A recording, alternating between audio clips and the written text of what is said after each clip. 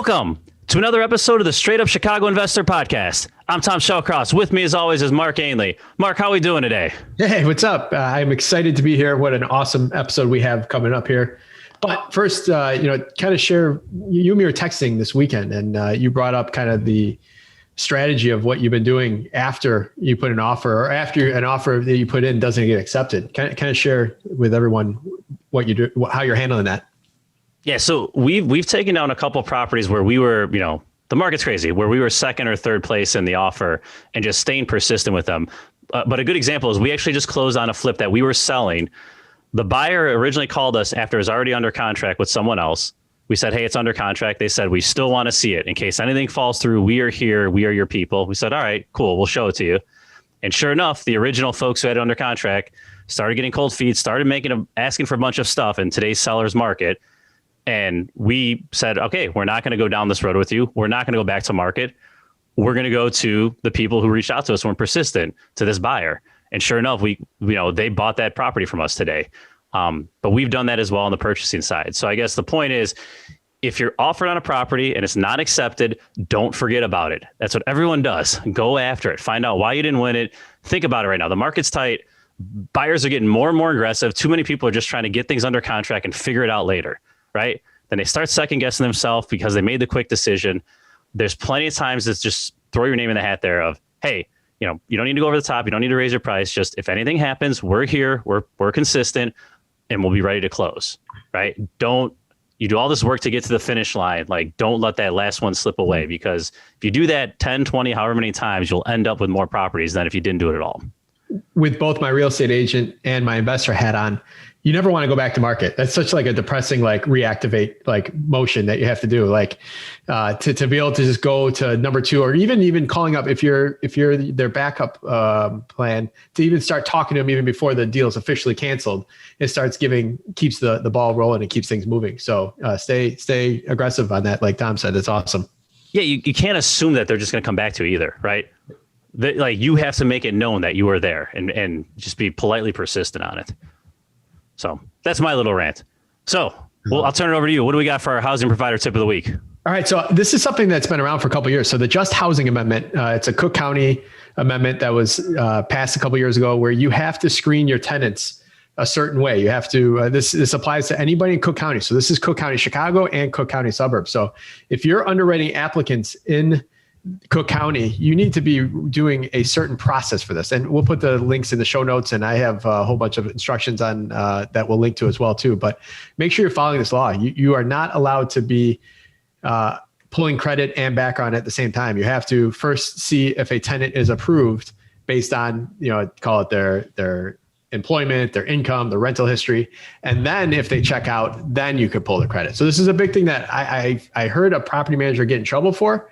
I heard another investor get a claim filed against them for as well too. So they're starting, even though this came out in 2019, we haven't heard much about it, but I think they're starting to come out and starting to enforce it, or at least call people out that are not following it. So anyone that's in Cook County, make sure that you're following the Just Housing Amendment. It's important because there's hefty fines, like $500 a day. There's a certain way that you have to market on the listing side. There's a certain disclosure you have to have in your application, and there's a certain way you have to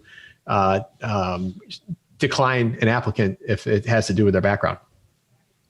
Awesome. And we'll link to that in the show notes. Well, cool. Let's dive in. We got a big guest today, Mark.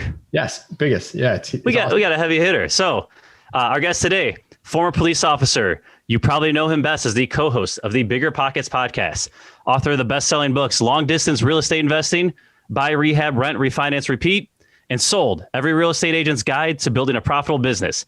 He's nationally recognized as an authority figure on real estate. He's been featured on CNN, Forbes, HGTV, and numerous podcasts. He also runs a successful mastermind, the David Greene Mastermind, which we'll dive into.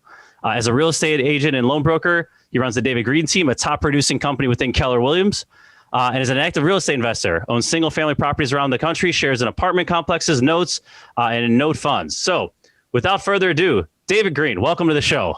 David, we rattled off the 3 different books. Which one is your favorite child? Which one is most near and dear to your heart? And we will start there. So that's a good question. Long distance investing was my first child. 𝗏𝗏𝗏 is my most successful one, but I think Sold is probably my favorite. All right, man, that was a good like answer of like how to not neglect any of your children. Nice one. Yeah, that was very close. Yep. So it sounds like you've done this before, David. That's the problem with becoming a politician is the bigger that your word becomes, the less effort people put into trying to figure out what you meant by what you said. So if somebody says like, are you for or against vaccines? And you say, I think they're good. That immediately becomes, I think everyone should be forced to get a vaccine and lined up in a row and like march through like, no, I didn't say that at all. Right. So you end up having to spend so much more effort clarifying simple things because people will run with it. So I like Sold the Most mostly because it's about how to help real estate agents.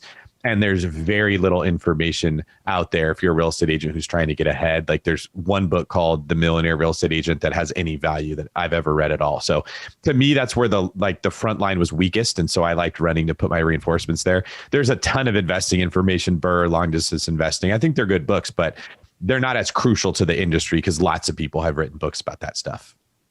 Yep. Makes complete sense. So let's dive into some of those concepts in Sold.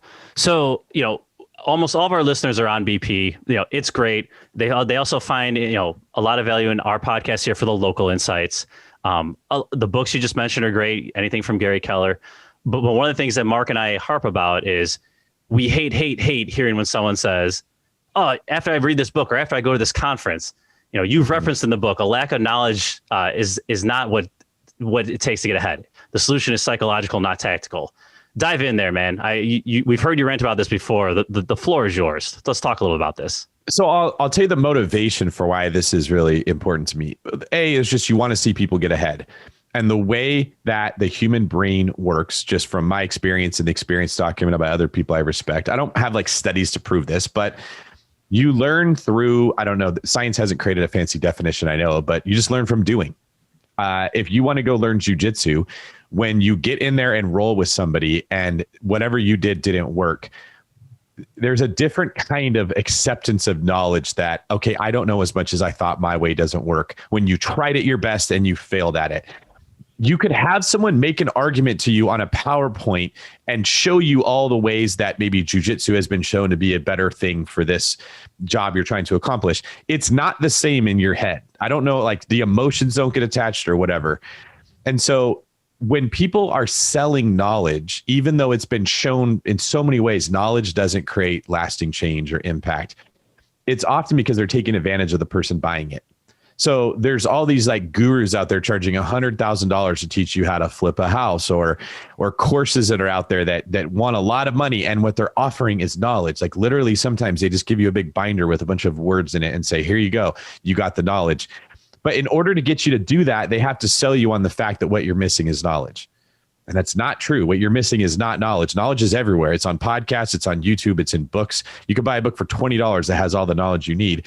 It's like you could read a book about jujitsu. It's not going to help you in a fight. It just doesn't matter until that becomes like what I would say kinetic knowledge. Your body understands there's muscle memory associated with what you're trying to do. You need that in business. You need that in investing. What people need to do if they want to learn something is throw themselves into that world. Okay. Like the old method of apprenticeship that we don't have anymore is one of the saddest things. Like that's part of the downside that came out of all these like labor regulations is now companies can't offer apprenticeships, which is where people learn the most. You jump into this thing, you learn it, you don't make any money at it in the beginning, but you get exposed to it until you build up this skill set that actually becomes something that can make you money. So people listening to podcasts like this is not bad. It is not wrong to listen to podcasts. It's not like knowledge has no inherent value.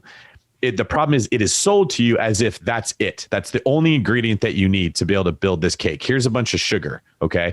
You also need the egg and the flour and whatever other stuff people put in. I don't bake. I don't know hardly anything about it, but I know you don't have a cake unless you have everything together. And then you need the skills to put them in the right way and to put it in the oven for the right amount of time. Like just having the ingredients alone doesn't make a cake either. There's a skill of application that goes into it that is also present in things like real estate investing. So take this knowledge you're getting and then say, what is a safe way for me to go apply this? You don't want to go jump into a street fight, but can I go into an academy and have a nice safe role with another person and learn a little bit more, get some more knowledge, then go into application? You kind of have to have both. So I rant all the time because the expectation people have is if you tell me what to do, that is the same as making me good at doing it. And it could not be further from the truth. Okay. Like Bruce Lee can tell me this is what you do to throw a kick. That does not mean that my body can go out there and make that kick the way that Bruce Lee can do it, who's done it 10,000 times.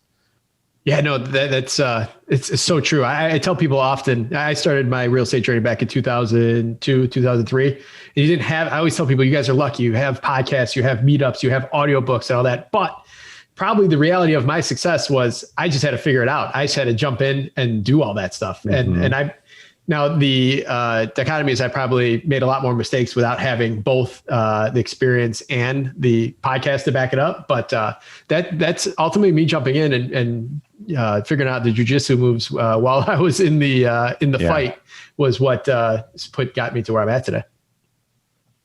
Yeah, and there's also a I don't know the word to use to describe this phenomena that you experience, but there's a difference for how serious you take what you're being taught when you're just sitting there and people are telling you, hey, here's the way you execute the technique, versus I had someone choke me out and I did not like how that felt and I didn't listen close enough to what to do. Now you got my attention and this information is going to stick. Like when you're in the game and you're going to that seller to try to negotiate this off-market deal, all that information you learned about negotiating becomes very important. But when you just read the book, you're like, cool. I know it, right? It doesn't mean that you actually can apply it. You didn't role play. You didn't practice. You didn't start with something smaller and learn how to negotiate there and work up to something bigger. So sometimes walking in and getting your butt kicked by taking action creates this like soil that's fertile for the knowledge that you're now planting in it. Whereas if you're just always in the stage of nothing but knowledge, those seeds are falling on rocky ground. They never really take root. Yeah, it's good. That's great stuff. So David, circling back to the book, you do a nice job laying out mistakes that investors make when choosing an agent. And most of our people listening here are investors. So if you're in their shoes, what are some questions as an investor I should be asking agents when I'm trying to find that right partnership? All right. So the first thing I would say has to do with the mindset that investors should have when working with an agent, and the mindset an agent should have. I think real estate sales and to a degree real estate investing are incredibly difficult to be good at, not because they are inherently hard things to master. They are not rocket science. They are something that most people have no background or context to compare this to. There is no job like a real estate salesperson that you've had in your life before this. That makes it difficult to succeed. Okay, so what happens is people default to the mindset they had at their W-2 job. And that is toxic in a lot of ways. The way that we grow up working, or the way I grew up working, which I think is how most people are, is very egocentric. It's all about the employee. And employees complain all the time about their jobs. They just don't realize many employees bring very little value to the company at all, but they still get paid. Okay. You basically like take my job I had at Togo's, one of my first jobs. I wait for someone to walk in the door. Somebody else did all the marketing, the advertising. They created the product. They built the recognition. They put the corporate structure in place. They hired people. Like they did a ton of work just to create this world that somebody would walk in the door and say, I want a number 4. I didn't even have to walk the person through what sandwich they might want or give them options. I literally just stood there and they said, I'll take a 4. And I had to say, do you want a large or a small? Okay. And then there's a list of all the stuff on the sandwich and they just have to tell me if they don't want it. Like that job was created to make my job as the employee as easy as stinking possible to not fail at. But I would be in this mindset of, man, I do everything around here. I got to go get my own tomatoes out of the fridge. This is ridiculous. Why isn't anyone bringing them to me? I'm busy. Let alone the fact that I didn't have to order the tomatoes, create a place to put them, make sure there was a fridge working, right? Like you get this toxic attitude that you are working so hard and you are doing so much and you're really not. Then you get into a world of entrepreneurialism, investing in real estate, being a real estate agent, and all of that's gone. It's completely taken away and you are ill prepared to step into the situation where you are responsible for all of it. So the first thing I have to tell agents is understand you have the wrong mindset if you ever had a job. People come to my office and they're at the office all day and they leave and they say, I worked an 8-hour day. I said, no, you spent 8 hours sitting in a chair looking at a computer. You didn't do work. You didn't do one thing that is likely to lead to you getting another client. And you're going to continue doing that for the rest of your career until you get out of the belief that being in the office equals work. That is not the case. That works at a W-2 job where somebody else is responsible for the results and you are just responsible for this tiny little piece you play. So I tell agents, you don't work for anyone. And I tell investors that agent doesn't work for you. This is a relationship. It is either mutually beneficial or it is terrible for both parties. We only win if we end up actually getting a property under contract and closing on it. So if you just make that little switch, you are not hiring an agent to do a job for you. You are looking for a partner, just like dating. Okay. And you walk into it saying, here's what my needs are, like you would tell someone you were dating. This is what I am looking for. This is what success looks like for me. What is that the same with you? And then that person says, well, yes, it is. Well, here's my expectations. I need someone that can do these things for me, right? I need someone who can iron my clothes. I'm a police officer. I don't have time to do it. Is that something you're willing to do? That conversation never happens between agents and investors, first off. So investors end up hiring an agent that wants to help them and tries to help them and doesn't know how to help them. They're working really hard, doing everything they can, not understanding that that's not what the investor needs. So that would be the first piece I would say is, get out of this belief that you found an agent and it's going to work. You don't know if that person can even help you. The second piece that I would say is you need to look for an agent who thinks like you think. They need to know when you say, I want a good deal, that never gets defined, what that means. Once you go into escrow, like here's a common thing. When you're just a regular buyer looking for a house, and you're looking at the same house as everyone else is looking at, the agent is mostly providing an emotional support system. That's what they're doing. They are making you feel comfortable with this purchase. They're going to hold your hand. That's the value that they bring. The second you transfer into, I want an investor agent, you also have to let go of they're here to give me emotional support. That's not really their job anymore. Okay. Their job is to give you a skill set very few other people have. Finding opportunity, casting a vision for you, helping you get that deal, helping you run numbers, maybe helping provide you with some of the resources. But you don't also get all the emotional support you got from an agent that had to do nothing but show you homes and let you pick the one you like. That comes up a lot where people complain about the service they got. They want their agent to call the city and ask about like zoning regulations or attend the city council and say, hey, you're representing me on this deal. I want you to go convince them to zone it for R2 so I can buy it or whatever. That's not your agent's job. And the good agents are actually going to tell you, no, that's not what I do. I do not have time to go do those things for you. If you want to be an investor, that is your responsibility. That's what the investor does. I help you with this part. And that conversation doesn't happen. That's another thing that causes a lot of hurt feelings between the two sides. There's so many realtors out there, so many licensed real estate agents, I guess. And we all know there's just a very small percentage that end up being successful based on volume or gross numbers. But then when you get into the investment minded brokers, that's the term we use on here all the time, investment minded brokers. They're even fewer and far between. And I think you hit it on the head with, when you are a successful realtor, it's because you're laying out what you're going to do and what you're not going to do. And you're setting up those expectations. And you might just not work with people because their expectation of you going to the meeting is ridiculous. Yes. And you just choose to, you're not going to grasp for any type of client. You know exactly, as a strong real estate agent, you became who is an ideal client for you and who you could benefit the most so you could serve the most people. Yeah, I look at it like this might not be the best example, but when I was a police officer, we would see a lot of people that got public defenders that would be issued to them. Okay. And I'm trying to be sensitive of anyone who's ever had family members or themselves been in that position.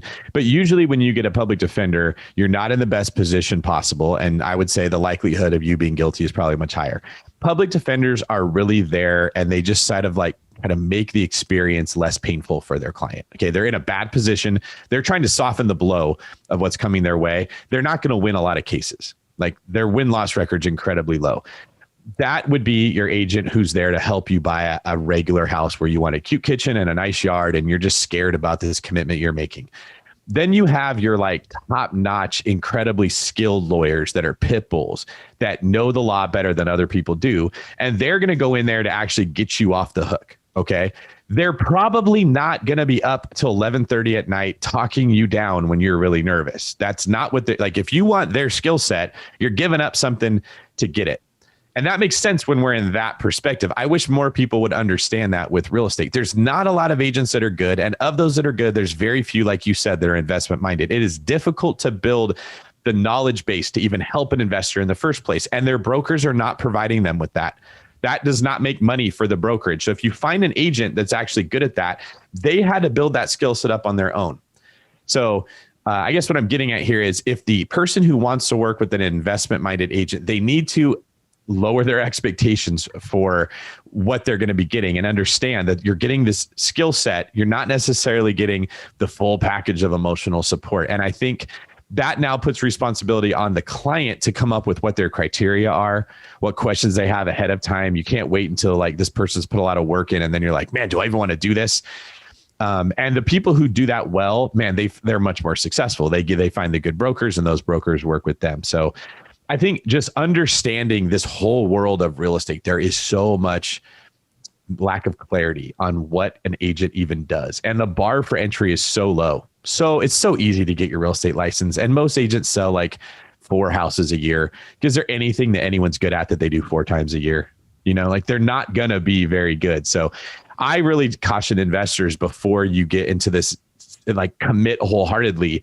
Look at the team you have around you. Is your point guard somebody that plays basketball 4 times a year? You're not going to be very good winning championships if that's what you're doing. You're going to have to put a little bit more time into getting the right pieces around you before you jump into this.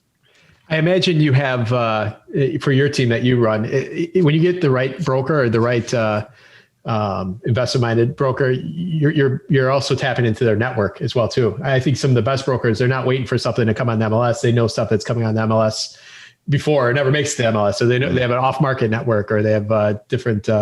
You're getting so much more than your traditional broker as well.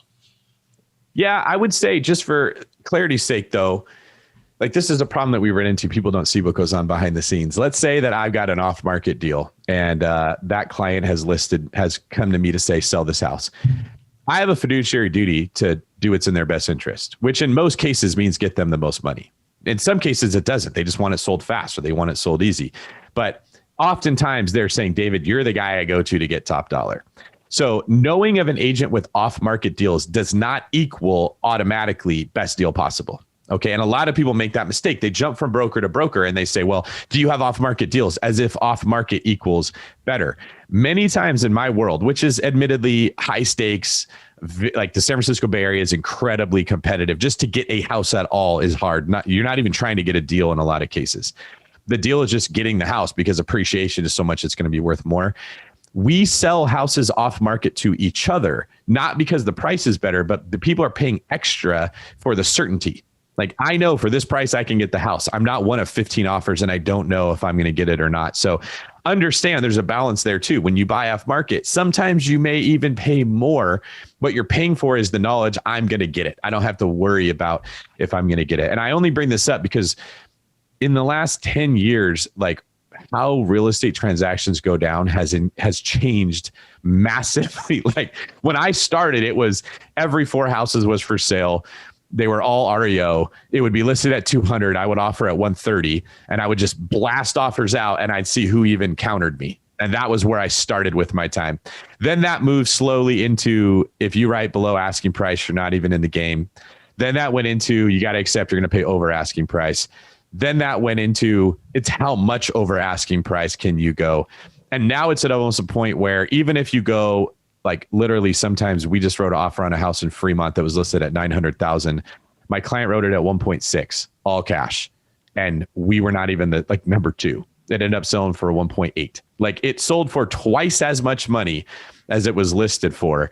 That's a situation where you don't even know how much over asking price you have to pay. Okay. So like I tell some of my clients now, just don't try to buy in Fremont. That's just not a good city to look at. So real estate works that way. It's like the NFL. Like look at when we were young, how many points were teams scoring? Like you won in the NFL back then by wearing down defenses, and everything happened in the fourth quarter. You just ran the ball and you tried to injure the other team and wear them down and get them tired. And then in the fourth quarter, tired players would miss tackles and big plays would open up. They've changed the way that wide receivers can be touched and quarterbacks can be touched so much that you can score massive points very quickly. Football is completely different. And if you're trying to play it the way that it worked 10 years ago, and you're trying to draft like bell cow running backs, or having 2 running backs, or offensive linemen that can open up holes for running backs to run through, but don't protect the quarterback, you're going to lose. So I guess this is a long-winded way to start a podcast. I don't think I've ever done this before. That just wants to highlight for both investors and agents, you got to understand the game is changing. There's massive inflation right now. The government, every time we have a problem, just spits out money. And I don't see that changing. If you're the politician that steps in and says, I'm going to put an end to this. We're not printing dollars. We're not spending our way out of problems. No one's voting for you. On both sides, right? They're going to keep lowering interest rates because it makes the economy look better, which makes it easier for them to get elected. And no one right now really cares about the future consequences for that. And real estate is going to benefit massively from inflation. Then you throw onto that, regulation's not going down, it's going up. It's getting harder and harder to start a business, build a business, all of that. That means less companies are going to build houses. When they do build houses, they're going to build expensive ones because the profit margin makes sense. They're not building starter homes. There's no money in it for them. So now you have more inflation and less starter homes available.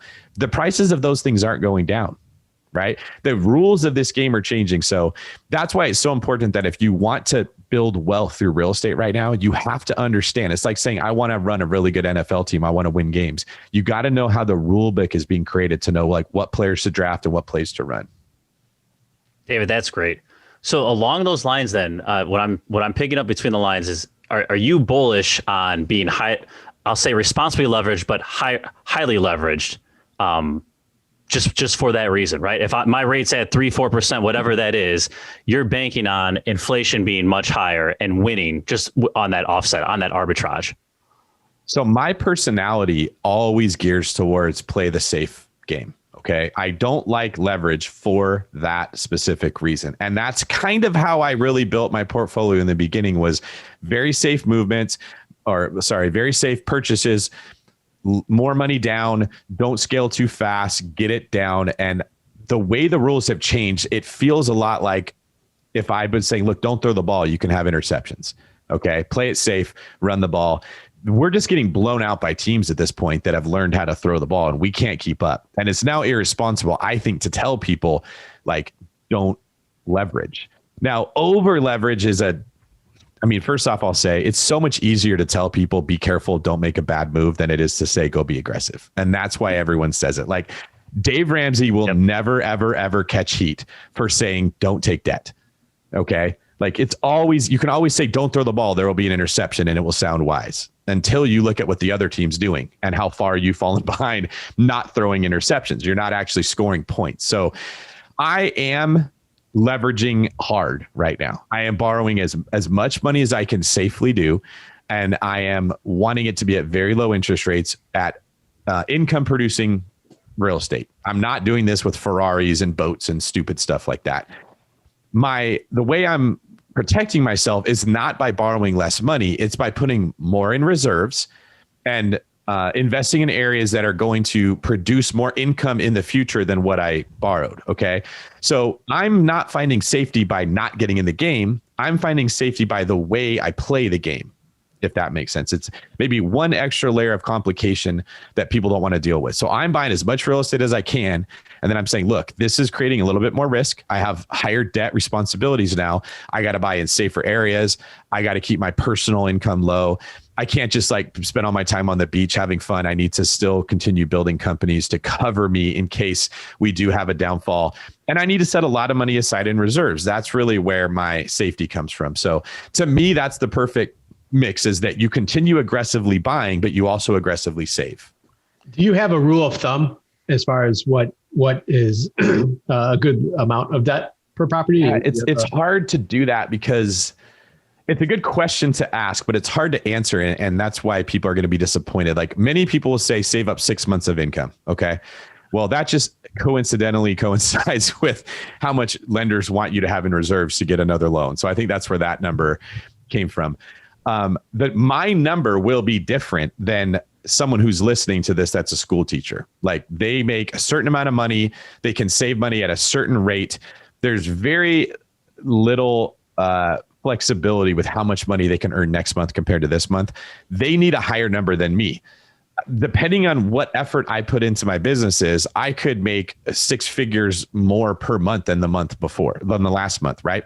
So I think I can play it fast and loose safely because I have these options available to me. It's just like a team that if they know they can put points on the board, they can blitz more often, right? They can maybe run the fake field goal because they know that, hey, if we blow this, we can get points on the next term. As compared to a team that can't put points on the board nearly as much, they got to really be careful and conservative with their offense and just get a field goal because they're relying on their defense. Everyone listening has to look at their own financial situation, right? If you are in a place where it's hard to save money, or it's a lot of work to save money, you need more in reserves than the person like me that's single, doesn't have a family. I could easily sell off assets if worst case scenario ever happened, or I could go generate money in a lot of different ways. That's an awesome answer. I know it's not this number. That's what everybody likes to hear. I mean, but you put it in a way that it can really be clear to everybody. So that was an awesome reply. Too many times we try to simplify things, right? We try to say, oh, this is the number, right? This is exactly what you need in reserves. Or the other, and when you're analyzing deals, it's this much in CapEx, this percent in maintenance. Yes. The world doesn't work like that, man. Like, so right. It doesn't work that way. You're so right. There's a comfort that we try to take from, like, especially human beings that love spreadsheets. There's something that comes from, like, you're taking this like a football game that you don't know how it's going to play out, and you don't like that. So you try to like average out data to say, well, we're going to have 2 fumbles per game. So blah, blah, blah. Like, you might have a game with 4 fumbles or a game with none. And the game with 4 fumbles might be fine if the other team's not scoring that game. Right? Like, the world doesn't care how we want it to work. It doesn't care what your CapEx budget is, right? Some of the properties that I bought in Arizona, I may never put a roof on that property for 80 years of owning it. It's maybe had 1 roof the entire time. Nothing happens to that roof. But you buy something on the East Coast and you might need, your CapEx is going to be way higher. But that usually means the rent to price ratio will be stronger on the East Coast than it is in Arizona. So the problem people make is they'll start looking at, okay, I get the best cash flow in the Midwest, so that's where I'm going to invest. And they don't understand the reason you're getting great cash flow is because your appreciation is horrible in those areas. And they won't value appreciation until there's a big CapEx event. I need to put a new boiler in this property. I need to put a new roof on it. The air conditioner went out, and I've owned it for 5 years and it's increased in value by $2,000.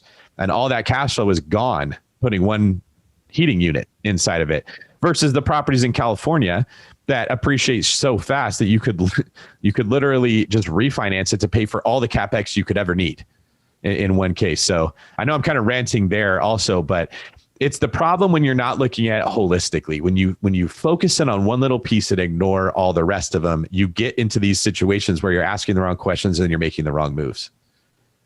Couldn't agree more, right? Like, cash flow is the nice, safe thing to talk about all the time, and it's important and we all need it. But I feel like it's been highly over-indexed, right? Like, you don't hear Sam Zell, you don't hear the big hitters here talking about, how much cash flow they have. They're talking about their net worth and how much they have on the asset side versus the liability side. Yeah, I can comment on that too. And here's why I think that's the case. And this is going to be shocking for a lot of people that have been hearing cash flow, cash flow, cash flow. That was good doctrine when it first came out, which was right after the last crash. And the reason is that people were buying properties that did not cash flow and were literally too ignorant to understand it should. So the reason they lost their property was because it didn't cash flow. So the knee-jerk response was, tell everyone to cash flow and we won't have the problem of you losing a house when it goes like down in value like musical chairs. That it also became a way to sell people products, because if I can sell you on cash flow, I can like get you to quit your job. It becomes the magic pill that will solve everything you hate in life. You're sick of being in a commute. You're sick of working for that boss that keeps wanting you to actually do work when you're at work. You're sick of being late and having to be held accountable for it. Well, fire your boss and buy real estate, and cash flow can fix everything. So now there's this emotional component that makes cash flow really important. But like you said, the heavy hitters, the people that know what they're doing, they almost don't talk about it because cash flow is a defensive metric. It keeps you alive. It does not win you games.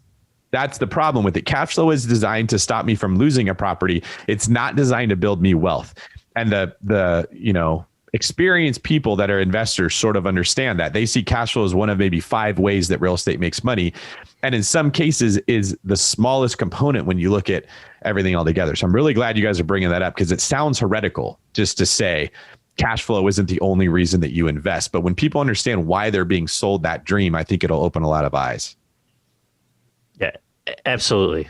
So great stuff there, David. So along the same lines, let's touch on BRRRR here. So almost all of our listeners understand the concept. We don't have to go through that. We understand it's a great way to create equity, a great way to recycle your funds. Besides the inflation we just talked about, I want you to hit on some of the points, because how would you, I guess, put it this way? How would you respond to the naysayers out there saying, well, 𝗏 is risky, 𝗏 is high leverage? And I'm looking at it like, well, no, I'm 25% down, just like someone who bought this property from the get-go, except I have, 100K in equity or whatever my spread is. So rant on here. Let's hear this, because I've heard you guys touch on it a little bit, but I want the explicit answer. It's almost unfair. I'm like undefeated when it comes to somebody criticizing 𝗏. And it's not that I'm so great. It's that they're just, usually the objections are coming from a place of ignorance. I don't have to be that good to defend this. They just don't know what they're saying. So the common objection is it's risky because I'm over leveraged. All right.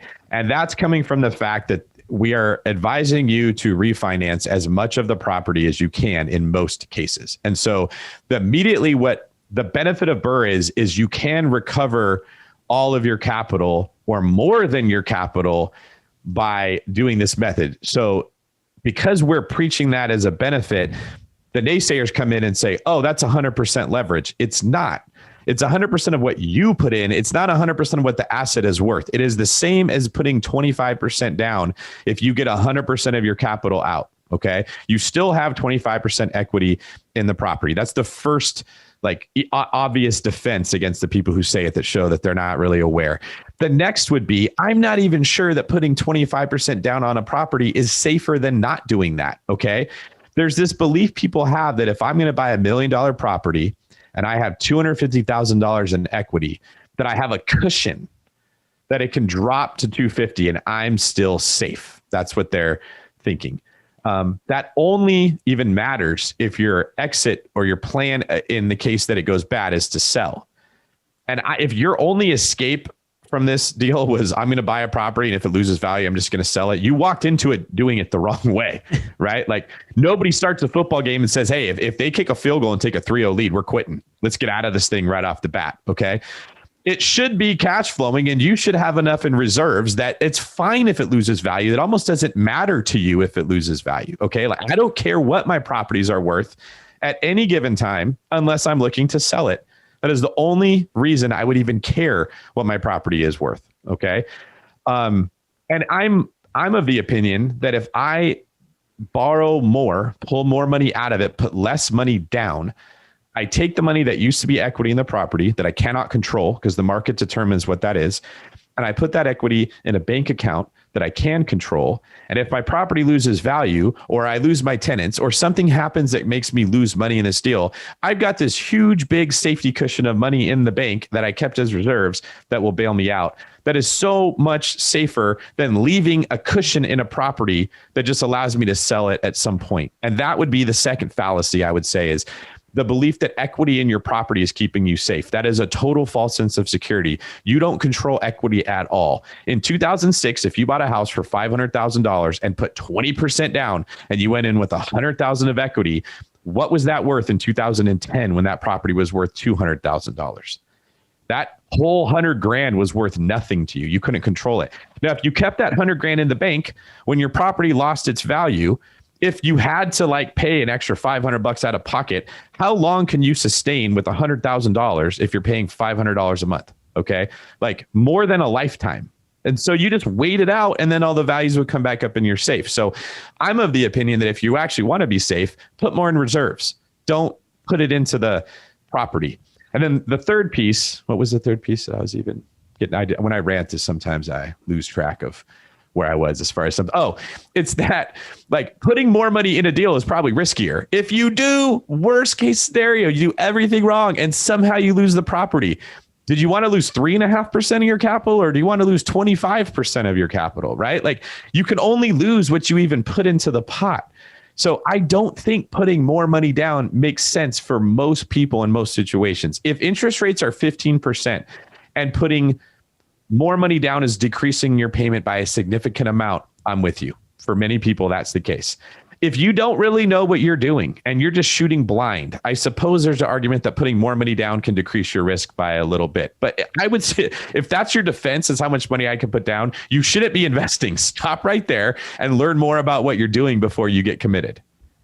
Yeah, if you have all that money into it. So if you don't have the money into a deal, that means you bought it right as well too, because you were able to get it appraised out, pull the money out. So I'd much rather have the money in my bank and control that versus this paper equity all day long. And like you said, worst case scenario, I'd rather walk away with the 20% in my bank account than the 20% in that I lost in the equity if I had to. Worst case scenario.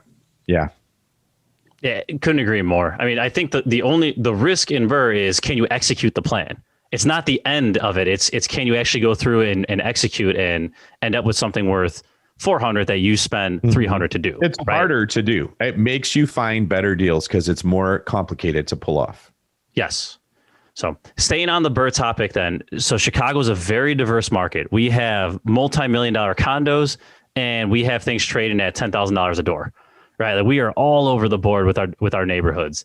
Do you feel there is a certain price point where Burr might work better compared to others? Like, is it work better in a lower neighborhood, higher, et cetera? Well, that's a great question. And the way I answer that is I tell people, let's start at the end and work backwards. What is the end result of a Burr property? What do you have when you're done?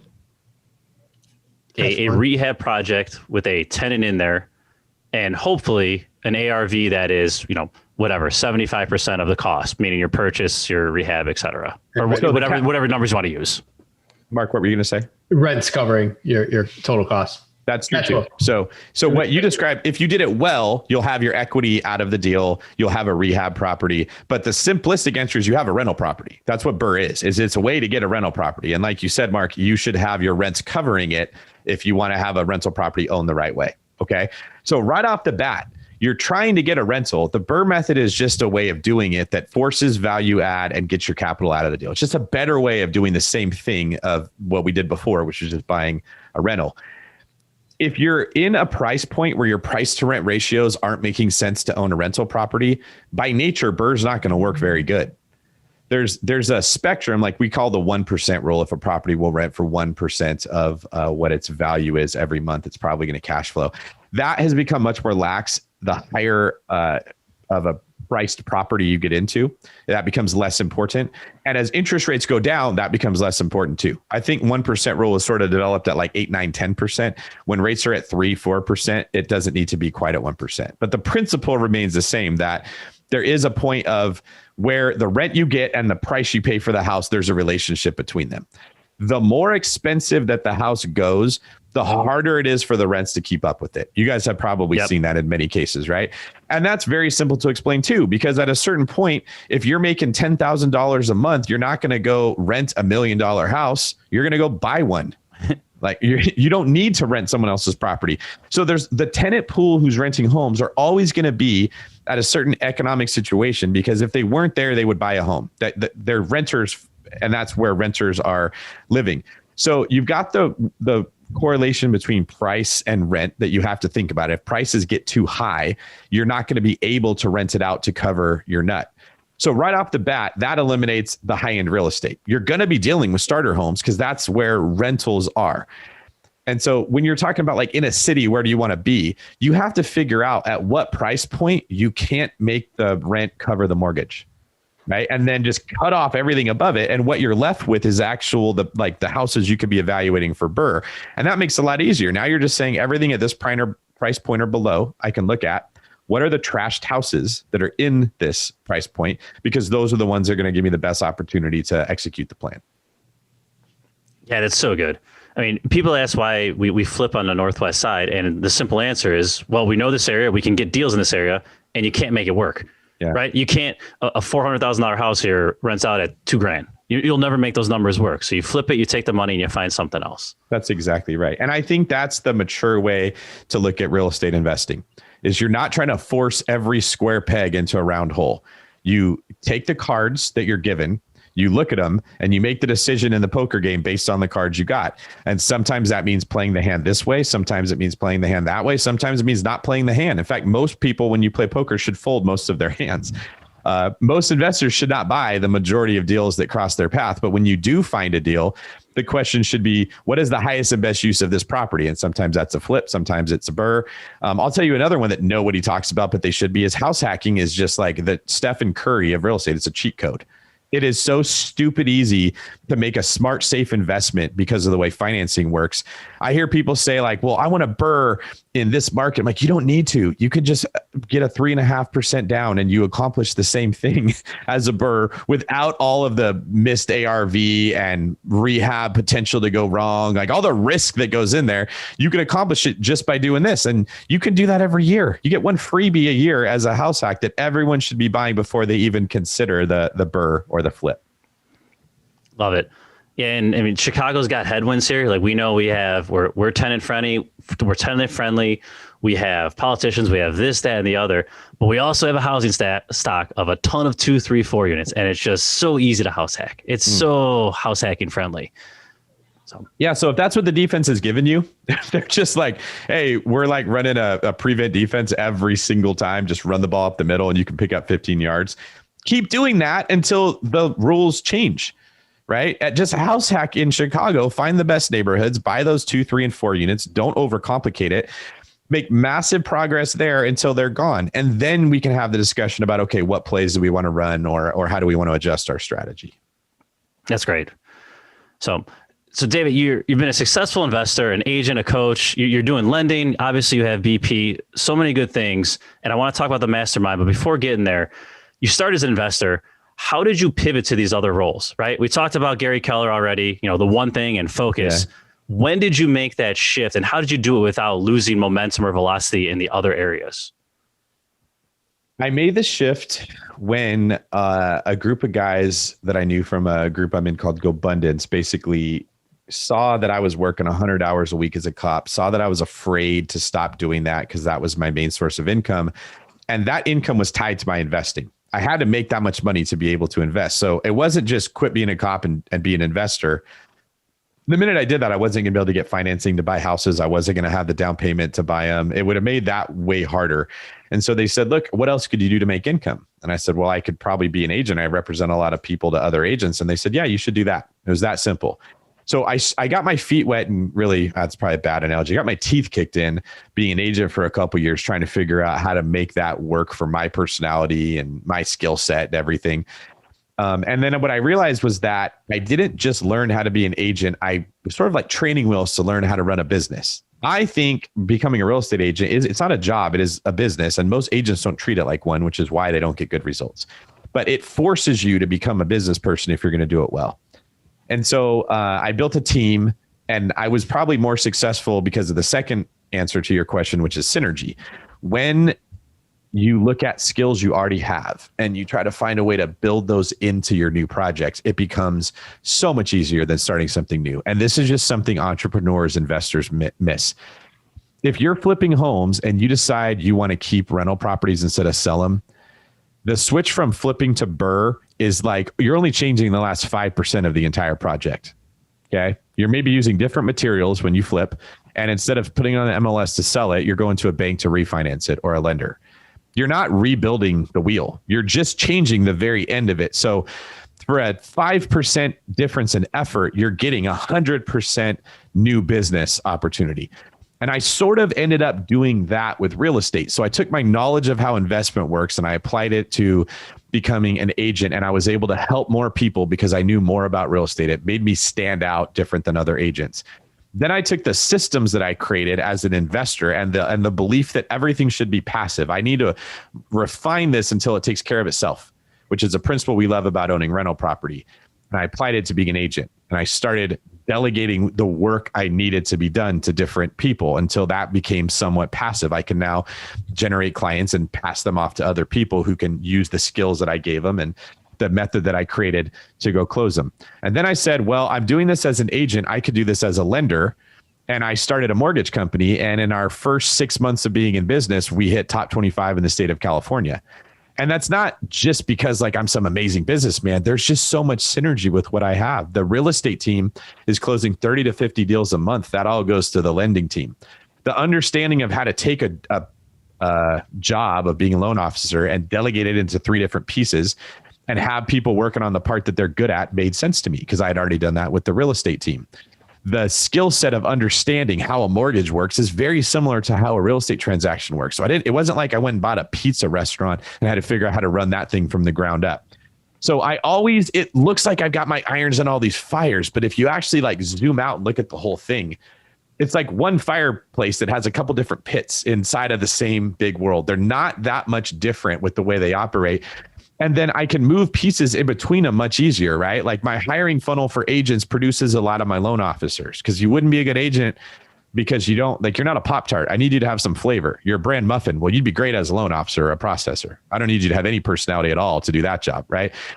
And now I'm going to be buying a title and escrow company or starting one. And then I want to create like a CPA firm. So all these pieces that are sort of connected to each other, they all will feed each other. And that's why I'm trying to grow that sort of like whole real estate ecosystem. I love that. We've used the word on here, vertical integration in the past. And that is, for us, it's been property management or brokerage to property management to focusing on tax contesting. And there's so many different things. That's one of the most exciting things I always tell people that I love about real estate. There's so many different ways to make money. So vertical integration, that's awesome. It's crazy how often I've seen over the last 18 years, people like, man, I was awesome at flipping these houses, so I'm going to go buy a restaurant. Or I'm going to now become a day trader. It's like, man, those things are like nowhere close to like what you're working on. Like, yeah, Michael Jordan was a great basketball player. I'm going to go play baseball. Yes. So, right. So it's awesome what you're doing there. And that's such good words of encouragement to other people looking to kind of spread out their well, I sort of have a passion for this exact thing now that I'm a business owner. So when I was working for other people, I was massively frustrated with not having opportunity to grow. I did not want a ceiling on me, and every job I would hit a ceiling and I would just work my butt off until I hit that ceiling. And then I got tired of banging my head into it, and I'd go find a new place and I would go. And that was sort of how my career went. It was always that like a stairway progression. I hit a ceiling, I move until I can't, and then I go to the next place. Well, now that I'm owning the business, I'm like, why can't I find another me? Why can't I find a person that wants to work their butt off and do really good, right? Like I'm looking at most employees that are waiting for someone else to give them a reason to try. It's very similar to if you were running a football team and you want to win championships and your bench players are like, hey, when you give me playing time, then I'll work hard. I'll practice when you put me in the game, or when you pay me, then I'll go produce results. But that's not the way the world works. What happens is the owner looks at the players that are performing and says, you're doing great, I'll give you a raise, or you're doing great, you'll get more playing time. So as I learn real estate itself, like we talked about today, I'm starting to be more passionate about talking to people how to apply the right mindset to what they're trying to accomplish. If you're thinking, I don't want to apprentice for somebody else, I don't want to build their business instead of my own, you're already in the wrong frame of mind. Like no one cares about teaching you anything, and they shouldn't. That's what you want. You got to bring value to that other person first. So what's unique about, to me, the real estate space is that there's not very many good people in it. Okay. Like there's certain things like owning a pizza restaurant. There's plenty of good pizza restaurants. It's probably hard to go compete with the pizza places that are already there. Not hard to be a good agent compared to all the other agents. Not hard to be a good investor. Most people will never go take action. Creating the mindset of I'm going to try my best and force the coach to put me in the game is, you're going to higher ROI on that than anything that we talked about today. I would just challenge people to ask themselves, are you playing the game like I'll give it my all when somebody else creates an opportunity for me? Because that's not anybody's job but your own. That's awesome. I think we got maybe a trailer out of that one right there. So yeah, there you go. We were talking offline before we hit record. You have this awesome idea kind of for a mastermind, or it might be in progress already. Kind of give us some thoughts on what you're working on. It basically was born out of what I just described right there. Was I would have people come to me and say, David, I want to learn how to invest in real estate, or David, I want to learn with this thing. And I would say, well, go to 𝗥𝗏𝗃𝗃. Like it's free. You don't need to pay me to learn how to invest in real estate. Go learn there. And they would go and they'd come back and say, now what do I do? And I realized that the problems are just all like mindset and psychological. They don't have a support system around them. They don't have an encouragement system saying like, it's okay to go make mistakes. They have this knowledge, but they don't know how to apply it, type of a thing. So it's not me teaching people how to invest in real estate, just straight up. I don't have a mastermind that teaches people everything we talk about on the podcast that they can learn for free. I think that would be almost like predatorial to do. it's based on like success. This is what it takes to be successful at what you're doing. The mindset, the structure, the strategy, like the thing that I just described. So I bring speakers in that have been successful and we pick apart their brain to learn what they did. And then maybe they talk about how they built a successful legal firm, how a lot of them are like UFC fighters. This is how they got to the top of their division. This is what their process was like as they learned their sport. And the next phase of that is going to be us helping people achieve financial independence. So we're putting together a curriculum that is going to help people track what they spend their money on. That's their defense. How much money they make. That's their offense. And where they invest that money. And to me, that's like the triangle of success is you play good defense, then you play good offense, and then you invest the difference to make it grow. And I want to have people come in and training modules set up that teach people this is how you have self-control when it comes to running your budget. This is how you track, you inspect what you expect. And then this is how you can make more money next month than you made this month. Right? What's stopping you? And then the last piece would be here's opportunities to invest. These are your different methods, short term, middle term, long term, that type of thing. So I'm working on creating an ecosystem there for people that are listening to these podcasts, that are interested in what we talk about, that know, hey, I love what these guys are saying. I just don't know how to get there. It's not knowledge that they're missing, right? It's sort of that environment that they need to be a part of. And that's at davidgreenemastermind.com. That's where people can learn more about that. Awesome. We'll link to that in the show notes. Thank you. So, David, besides the mastermind, where are you going from here? You got a lot of things going. What does David Greene look like in 5 years? That's a good question. So the mortgage company is a pretty big priority. So we're top 25 in California. I'm looking to take that to all 50 states. So the vision is you want to buy long distance or you want to do a bird deal. You come to us, we get you pre-approved. We connect you to a realtor in the area that you want to buy that can help you. Eventually, there will be David Greene teams in the major metro markets that I've trained. That's just further down the road. It's really hard to build a real estate team. We send you there, you get the deal under contract, and then we either help you with the financing to buy it or we help you with the financing to buy it, and then we refinance it on the BRRRR for you. So growing that lending team is a really big piece of what I spend a lot of time working on now. I mentioned that I'm looking in California to have like all the things that create complication in a transaction under one roof.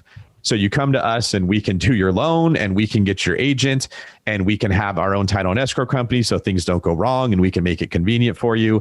I'd like to have a solar company and a construction company so that when someone says, hey, I want to buy this house, what's it going to cost to fix it? We just send our person there and they give you a quote before you even buy the house saying, hey, here's what your rehab budget would be. And we have an appraiser on the team that says, hey, here's what I think the ARV would be. And we have a home inspector on the team that says, hey, like I did your inspection. We don't have to worry about, like, a lot of time people don't want to waive an inspection contingency because they don't think they have time. But if we have an in-house inspector, we can get it done the next day. You don't have to worry about before you even put your money in escrow. You can have an inspection that you're looking at. So all those little friction points that happen in a transaction, I'd like to eliminate them by bringing those people in house and holding them to my set of standards. And then the same would be for like a CPA. I'm looking for a talented CPA that wants to build a business that understands real estate law, real estate strategies to save people money, that we can take like, hey, if you buy a house with us, you're also going to get a CPA who can give you advice on the best way to structure this, or if you want to step up your investing, this is like how David does it, right? For all of our clients. That's awesome. Again, we're going back to vertical integration. Hey, yep. So one last question before we wrap then. What about, most of our listeners are on BiggerPockets. Anything coming down the pipe in the next year or two, any little nuggets you can share with them that where the platform might be changing? You know, I think, and I'm not authorized to talk about this, so I want to make sure I don't say anything I'm not supposed to say. I don't think it's a secret. BP is really trying to increase their podcast network. So it's probably going to look less like the David and Brandon show or the Brandon and David show. And they want a lot more podcasts for people to choose from. And we've seen that from the rookie shows come out, the money show, which is kind of like financial independence. The business show came out. Now they have Invest Her, which is like a woman's thing. I think they're going to have more and more podcasts that kind of niche to individual people that are looking for more specifics when it comes to what they're doing. And I think that in general, BP is trying to bring more personalities to their audience. They care a lot about bringing value. It's a tough position for them to be in. Like they're having people that first off, you have to trust because they could easily give bad advice that people could follow and lose money. And then these people don't work for 𝗏𝗏𝗃𝗃𝗃𝗃, right? So a lot of them use that platform to build their brand and then just say like, sayonara, I'm going to go sell $100,000 course that I can make money at that BP stands against. So I think that they're trying very, very hard to continue providing value to their listeners while also protecting their listeners from people that might come out of that environment and kind of turn predatorial. So what I would expect is more books to be coming out, more podcasts to be coming out, more content and a wider range. I think you'll start to see them providing more information in the future regarding like financial independence, like playing defense, not just real estate investing on its own. Got it. Hey man, we pitched the idea to them. You guys should spin off the local insights. Just what we're trying to do here in Chicago. Because everyone goes on, then it's like, all right, now I need the ground level stuff. You guys can do that in every metro. That's a huge. They're starting that with agents that are advertising on the podcast, and only the people that live in that area will hear that ad. Yep. So Chicago Jake Fugman in Chicago, who was one of our past guests here. Jake, we'll give you a shout out here because you've been very good to us.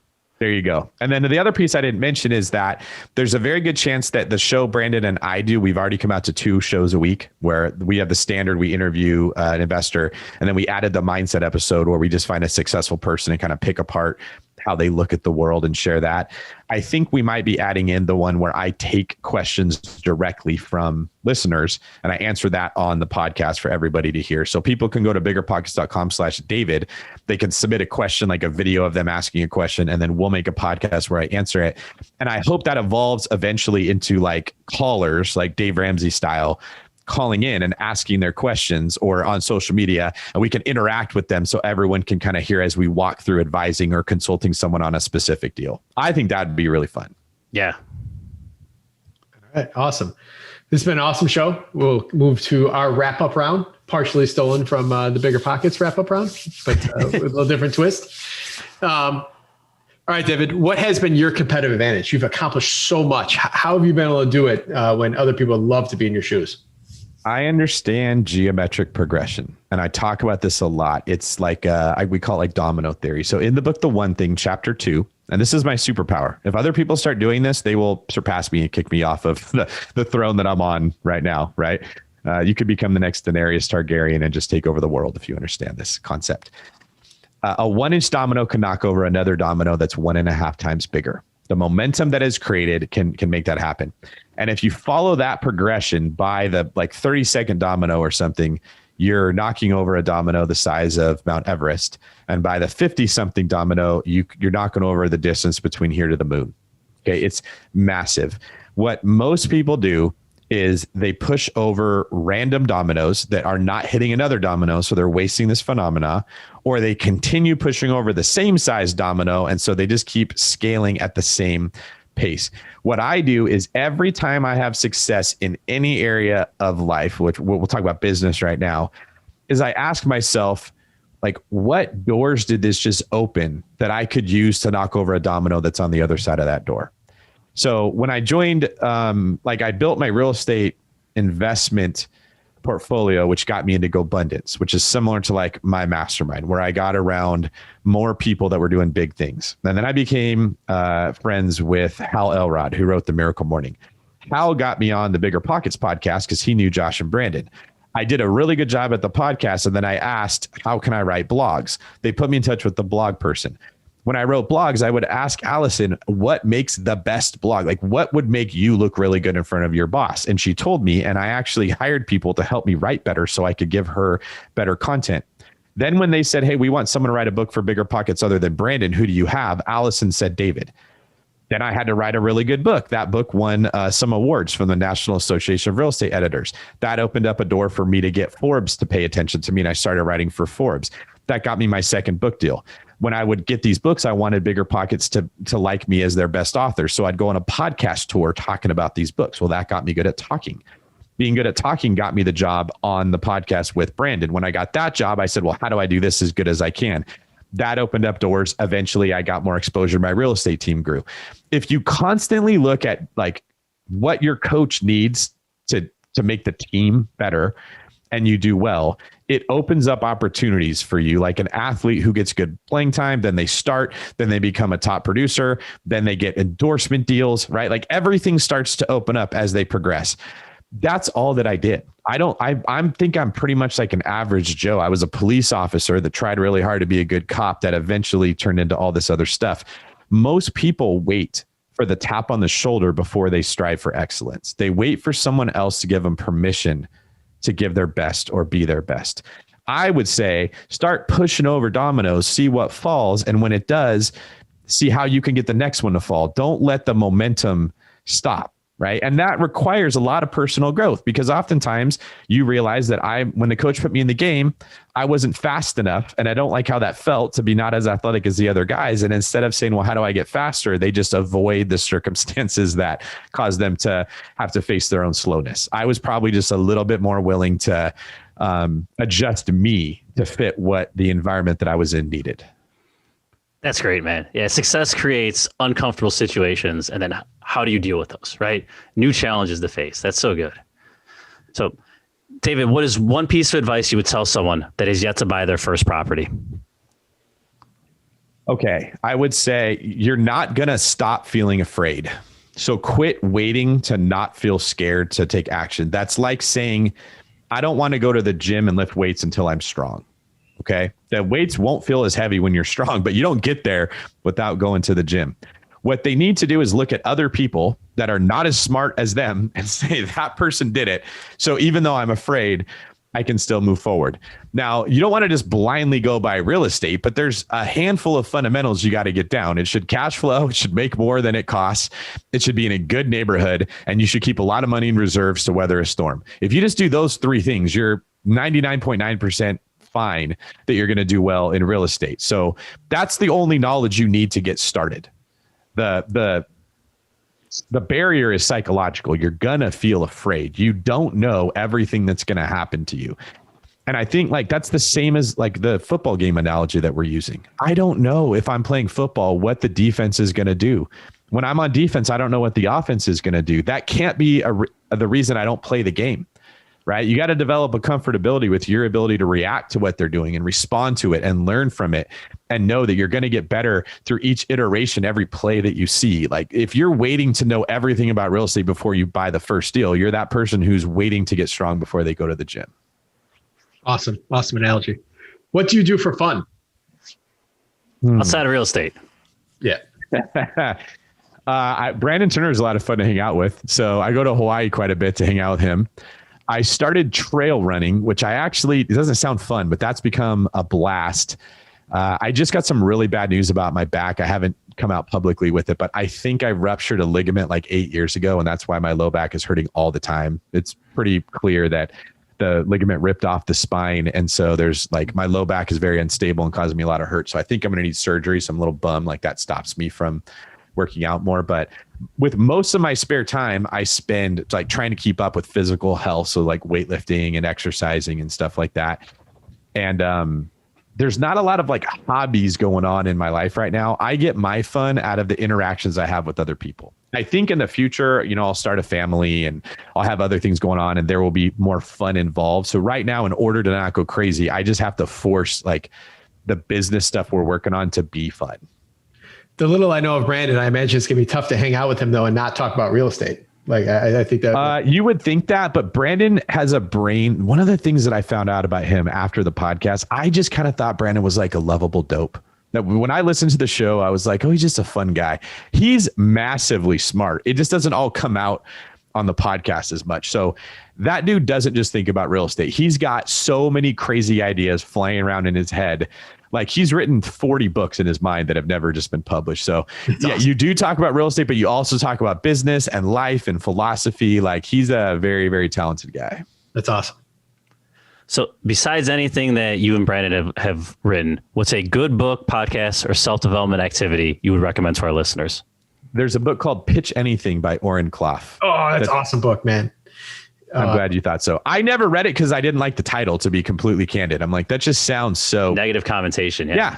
Right. But it was brilliant when I actually read it. He breaks down like basically communication styles and the way that the brain processes information to give you an advantage when you're trying to, instead of looking at sales, just look at being understood or getting people to see things from your perspective. I've read that book 4 times. I constantly use it to teach the agents on my team. It's a huge part of Sold and all the real estate series that I'm writing. It's that provided a framework. So I think that book is incredible. And the other one that I'm really passionate about is So Good They Can't Ignore You by Cal Newport. I think that is the antidote to the freaking entitled, egocentric, like toxic attitude that so many, I don't want to say millennials, but just overall Americans have, because it's been so easy, comparatively speaking, to get ahead in America compared to anywhere else in the world, that we just expect it. And we think that our job is supposed to provide a great living, a stress-free environment, purpose in our lives, fun. We have ridiculous, reasonable expectations of our job. And it's why most of us aren't doing as well as we could be at that job. And that book basically breaks down, you're here for this reason, get so good at doing that you can pick and choose your battles, right? Like, and that's, if you look at successful people, that's what they all did. Like Peyton Manning didn't say, well, I want to be good at kicking and I want to be good at blocking. Like, he just became the best quarterback that he could. And then he got to pick what team he wanted to play for. He got to run the entire offense. He got endorsement deals. Like, Peyton ended up having a really good life because he focused on providing value through that one thing. And I think if more people could sort of take that leap of faith and say, it's not all about me, I'm going to provide value for other people, they would find that opens up a lot of doors. I'll have to read that one. So Good They Can't Ignore You. But sorry, I cut you off on that. Pitch Anything. I got excited when you said that. Like, have you both read it, Tom? Have you read it? I've not read that one. It's an easy listen. Like, I don't know. I think it's read by the author. Like, it's a really easy listen on the audio side. It was one of those books that I thought, how did I go my whole life without anyone ever telling me this? It was like a Rosetta Stone of communication, right? I all of a sudden just knew how to talk to people so that I could get them to see what I was trying to say. Yep. All right. So besides yourself, name one person you'd recommend to real estate investors locally or on a national level. He's not an investor himself, but he's still like a bad ASS, is 𝗥𝗲𝗹𝘁. Oh, I love him too. Listen to Extreme Ownership gets brought up a lot here. Yeah. Read Extreme Ownership. You don't want to hear, the lazy side of you doesn't want to hear it. Okay. The part of you that is drawn to those late night infomercials with somebody on a yacht full of women in bathing suits is not going to like this, but the part of you that is going to find the best version of you is going to love it. So I just constantly tell everyone, I think what the world needs is more 𝗥𝗲𝗃. I want his platform to get bigger. I want him to reach more people. I really hope he continues to grow, because that message that was really forged in the crucible of just hell that dude went through, being a SEAL, training SEALs, being asked to do things he wasn't thanked for, constantly having to improve himself if he wanted to succeed. It's like a gift that dude now has that he's sharing with the rest of us that didn't go through what he went through to get that information. Yeah. We're huge 𝗥𝗲𝗃 fans over here. So, David, thank you so much. You provide a ton of value to our listeners. How can they learn more about you? And is there any way they can provide value to you? I'm starting I have a YouTube channel that I'm looking to start to grow. So they can go to youtube.com/David Greene Real Estate. There's an E at the end of my name. If they want to know more about that mastermind, that's at David Greene Mastermind. And then, if they want to provide value to me, if they DM me or email me with somebody who wants to buy or sell a house or get a loan, I would love that. I mean, that's something I'm pretty passionate about, trying to grow those companies. So I would love that. Good stuff. So, David, we end these episodes with a Chicago fact, and I'm a huge Bulls fan. Mark, not so much for basketball, but we've dropped a few analogies. We did a Jordan reference, so we're going to pivot there. I'll let you guys both answer. So, we know in the 90s, the Bulls won they had their 2 3-peats, 6 championships. Can you name, in the 6th championship, there's 5 different teams, 91, 92, 93, the 96, 97, 98. Who do they beat in the finals each year? We're doing this together. Let's see how far Mark takes it. Detroit? No, same conference. Come on. Oh, no. Yeah. David. I had to wait for a basketball guy to get on the podcast. Utah, you got that one. That one's obvious. Yep. Phoenix side, I know that was another one. Okay. Yeah, Utah was twice, so that was the 5 and 6. Phoenix was 3. Was Orlando one of them? Nope. No, that would be the East Coast. Lakers? Lakers were the first one. First ones, yeah. Both of these are out west. Portland? Portland. Yep. Yep. And you're missing one. You're missing 96, the 72-10 team. Sean Kemp, Detlef Schrempf, Gary Seattle. Payton. Yeah. Oh, Seattle Supersonics. Yeah. Yep. All right. Cool. It was decent. That's how good the Bulls were. You didn't even pay attention to who they were beating. It was just formality, right? Once they made it out of the Eastern Conference, they had already won. David, you gave awesome information here today. I think the best thing I enjoyed most was you have awesome analogies. Like you had a couple of awesome ones that just made me chuckle. Like I loved it. So well, thank you for that. Appreciate that. I know our listeners are going to love this episode. Tom, thank you as always. Listeners, please, before you close out, leave us a 5-star review. Leave us a 5-star review right there on iTunes, or feel free to visit our website at straightupchicagoinvestor.com, where you can find all the resources, and you can find a link to all the local meetup groups that are mostly meeting in person now. So Back, baby. Yep, we're back. So Tom, David, thank you. Awesome show. And thank you, listeners, and we'll see you soon. Thank you, guys. See you next time, guys.